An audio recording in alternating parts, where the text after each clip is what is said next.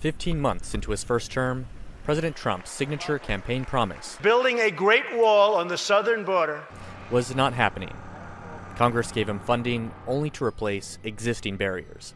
So in April, when a caravan of Central American migrants fleeing violence and extreme poverty set out to seek asylum in the U.S., La caravana continúa, ¿cierto? Sí! Trump sounded the alarm and called up the National Guard, citing a drastic surge of illegal activity on the southern border. Only a few hundred of roughly 1,500 caravan migrants made the entire 3,200-kilometer trip to the U.S. border. Entering the U.S., they were detained, and parents were separated from their children, part of a new zero-tolerance policy. Take care of these children in a good and decent and proper way.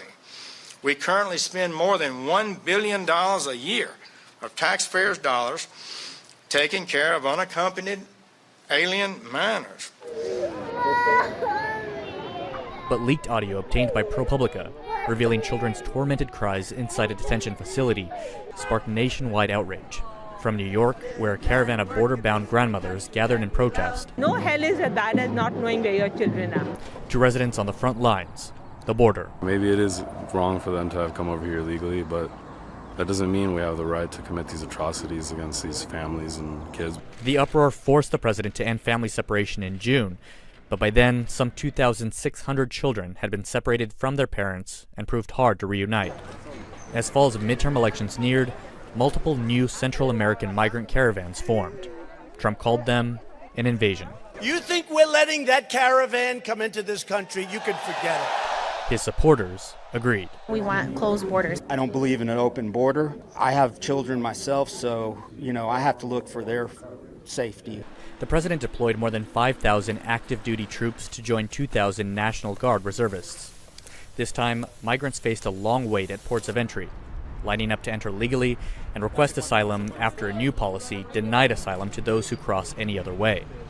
Customs and Border Protection said it could only process so many a day. The wait has been wearing.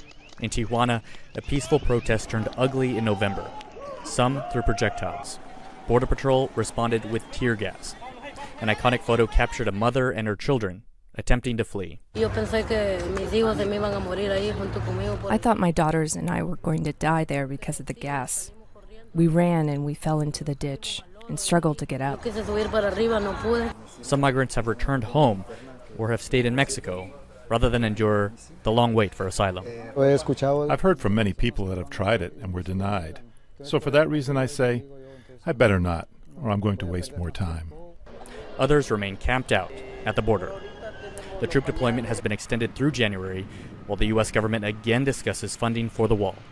And the debate continues over whether this was a national emergency or a manufactured crisis. Ramon, VOA News.